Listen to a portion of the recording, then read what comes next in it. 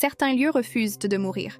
Ils restent là, tapis dans l'ombre, attendant que quelqu'un ose enfin pousser leurs grilles rouillées pour réveiller leurs souvenirs oubliés. Le silence ici n'est pas une absence de bruit, c'est une présence pesante. On sent le poids des décennies qui pèsent sur chaque pierre, chaque branche morte. Mes mains tremblent. Ce n'est pas seulement le froid mordant de la nuit, c'est l'instinct qui me hurle de faire demi-tour avant qu'il ne soit trop tard. Le métal gémit sous ma pression. Un cri strident qui déchire le silence de la vallée, comme un avertissement lancé par la maison elle-même. Chaque pas me semble plus lourd que le précédent. J'ai cette sensation désagréable d'être observé par 1000 yeux invisibles, cachés derrière ces vitres opaques. La porte d'entrée se dresse devant moi, massive et menaçante. Derrière ce bois vermoulu, le temps semble s'être arrêté il y a bien longtemps. L'air à l'intérieur est rance, chargé de poussière et d'une odeur de renfermé qui prend à la gorge. Le faisceau de ma lampe perce difficilement cette obscurité. Rien n'a bougé.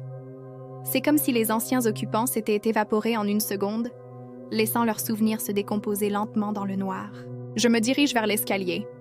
Le bois craque sous mes pieds avec une intensité terrifiante, résonnant dans toute la structure comme un battement de cœur agonisant. Des portraits de famille tapissent le mur. Leurs regards sont fixes, sévères, et semblent pivoter pour suivre ma progression vers le premier étage. L'étage est encore plus froid. Je sens une pression sur ma poitrine, une atmosphère si dense qu'elle en devient presque palpable. J'entre dans ce qui semble être la chambre principale.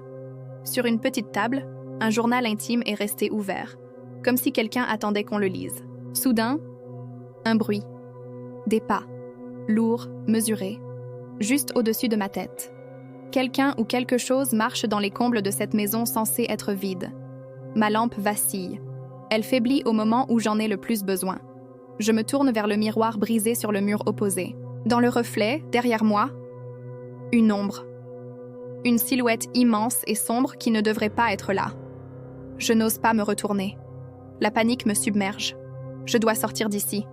Mais la maison ne semble plus vouloir me laisser partir. Les bruits de claquements résonnent partout. Je cours, mais les couloirs semblent s'étirer. Chaque porte franchie me ramène à un autre couloir identique, sombre et sans fin. C'est un labyrinthe cauchemardesque. L'escalier a disparu. Je suis piégée dans les entrailles de ce monstre de pierre.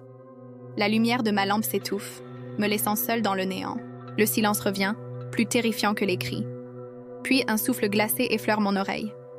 Une voix sans timbre murmure mon nom dans le noir absolu. On ne ressort jamais vraiment de cette maison.